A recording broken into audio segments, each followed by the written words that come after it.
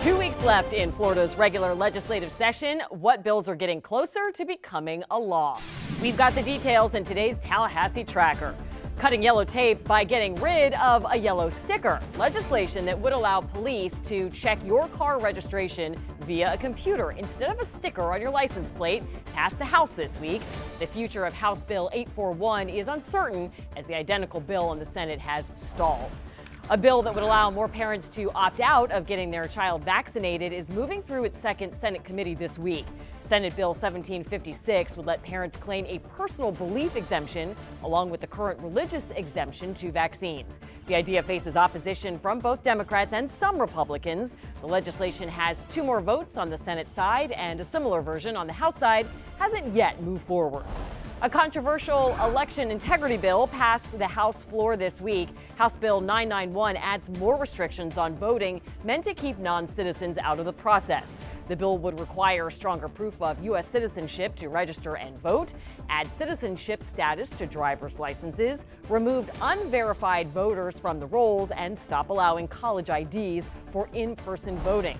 Republicans say it's about tightening citizenship verification. Democrats and voting rights groups argue non-citizen voting is already illegal and rare. We are disenfranchising a population of people, and most of them are going to be older black voters who are staunchly Democratic voters by statistics. This is the most precious system that we have in America. Why not protect it? Why not make it better? Even with House approval, the bill's future remains uncertain. The Senate is now considering a narrow version, and the chambers would need to reconcile differences before it would go to the governor. The Florida House approved 2 bills this week to remain streets after President Trump and political activist Charlie Kirk.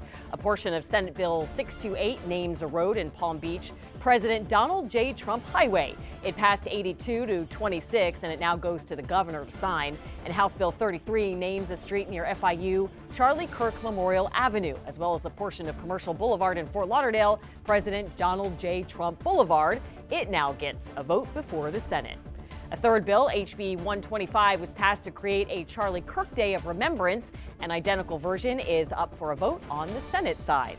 There have been more than 1,000 bills filed this session. 15 have passed by both the House and the Senate, ready for the governor's signature. So let's talk Tallahassee with 2 of your South Florida lawmakers. State Rep Juan Porras is a Republican who reps West Miami-Dade, and State Rep Kevin Chambliss is a Democrat, also repping Miami-Dade, whose district covers parts of Cutler Bay south to Homestead and Florida City. Thank you both for coming in today. Really appreciate it.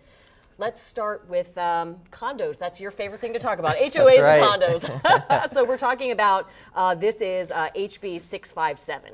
This would overhaul how HOAs and condo disputes happen.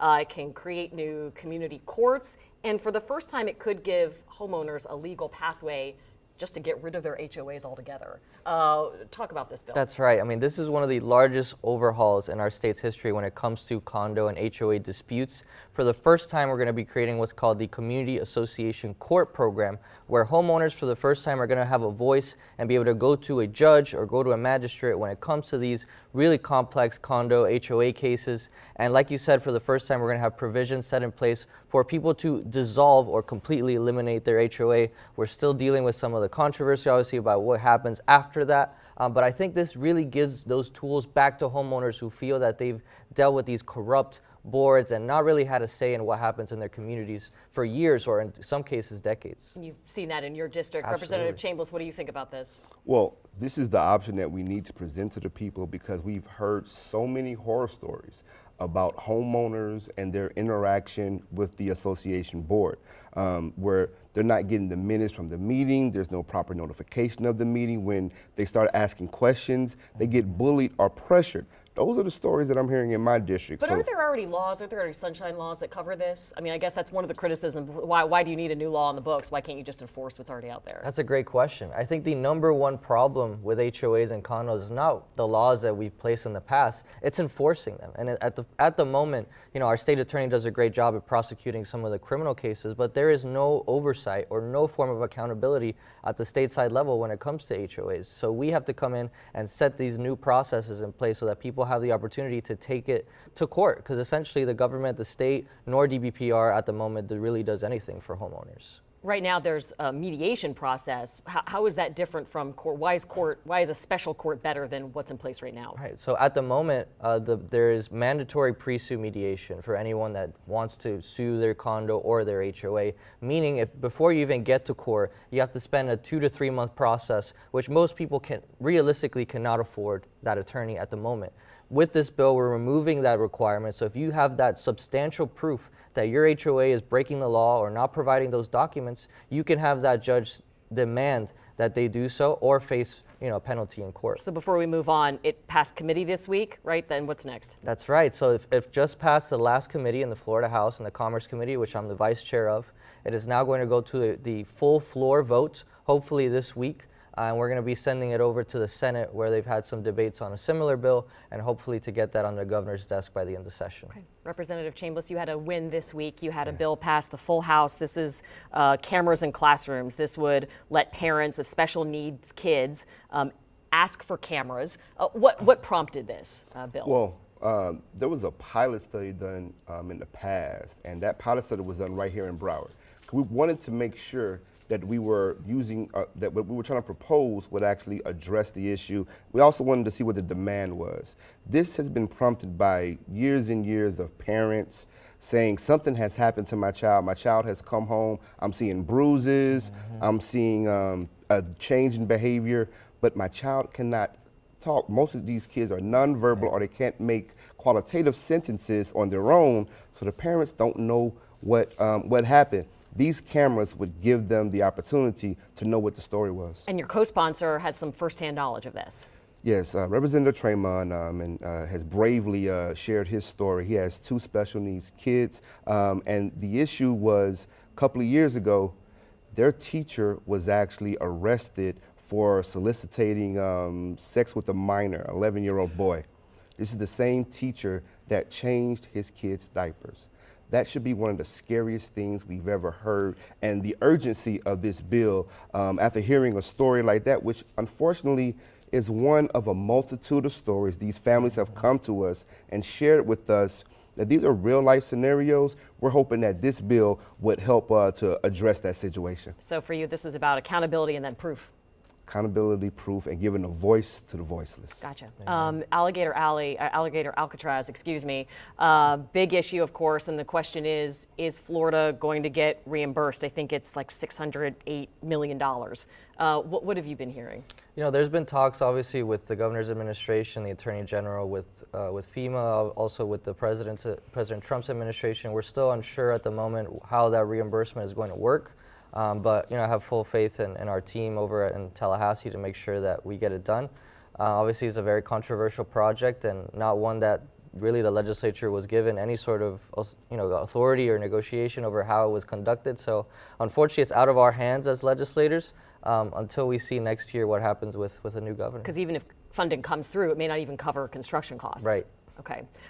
Let's talk about Cuba quickly, because I know Attorney General James Uthmeier, when everything sort of unfolded earlier in the week with the boat situation off the coast of Cuba, this boat that launched from, we understand, Big Pine Key, and then ended up off the northern coast of Cuba, 4 dead, 6 injured. The Attorney General even sent a tweet, and he even said on some news outlets that Florida wants to be involved in this investigation. In fact, there's the tweet right now. He said the Cuban government cannot be trusted. We will do everything in our power to hold these communists accountable. So what can the state do with this? Right. I mean, I've been in communications with their office. We're going to launch a full-on investigation on what happened with those U.S. citizens that were shot and killed on the waters. We even heard from the Cuban regime certain names that supposedly they thought were on the boat, and one of them was actually here right in Miami.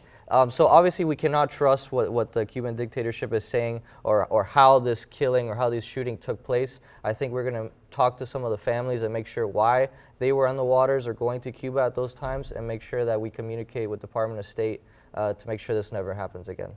And Representative Chambliss, I know we had spoken about this before. I mean, the Cuban community is such a strong community here in South Florida. Many of your constituents, of course, are Cuban Americans themselves. A large portion of my constituents are Cuban Americans, and we're here to support the diaspora. We understand that this is a sensitive topic. We understand that there's an investigation, but clearly there are questions. And there should be. And so they have our support in making sure that we get to the bottom of this. And again, this never happens again. Okay. So what's ahead? So session, we think, ends in 2 weeks. But it's not over till it's over, right? So there still has to be a budget. Talk about what's next. Right, so we're in the final stretch, or so we think, for this legislative session. We're still in what we call budget negotiations. We should begin what we call budget conferencing this week, where the House and the Senate are supposed to come together in a room and negotiate on how we spend the state's budget, which constitutionally we have to have a balanced budget every year. We've had some difficulty with the Senate this year. I don't think that's shocking to hear. Last year also, we extended way past legislative session. We're hoping, obviously, that we have some leeway and some negotiations now with the Senate this week. But if that's not the case, there may be another extension. And as we all know, there's going to be a special session already announced by Governor DeSantis by the end of April that's going to address congressional redistricting. And from what we know, from what the governor's been saying in some of his press hearings, there is a possibility of a second special session. Property taxes. On property taxes, that's right, yes. Will this happen? The special session on property taxes? Yeah. I'm asking you to look in your crystal ball. Yeah, everything but actually giving us the paperwork to tell us what date is going to happen has been done. And so we think it's been set up for that. You know that the House has provided a proposal. I had a lot of questions about the proposal myself, but that does exist. So now I guess the question is, what's the framework for that specialists are watching, and our municipalities have strong concerns. Yeah, a lot of people have been watching. Right, what if there's no property taxes, how do you fund services? Exactly. The other question is, so April 20th, redistricting. Florida really is the biggest state that has not had this redistricting battle. What do you expect? Well, I think Florida is probably the state that needs it the most. I mean, we've had such an influx of people moving and coming into the state of Florida post-COVID, post-2020, and obviously our redistricting, how it works is every 10 years we reevaluate the amount of people that live so we have a better representation. But in the span of, I say, 4 to 5 years, our state has completely shifted politically, demographically. So I think to just have an accurate tell on where our constituents lie, on how the districts look, I think we have to have that conversation. I'll give you the final word because you're on the committee. Yeah, the only issue currently is that we're still using the 2020-2022 census count, which would, if we were to properly redistrict, that would be inaccurate. What we need to do is maybe have a recount, and I'm not sure how you would even do that.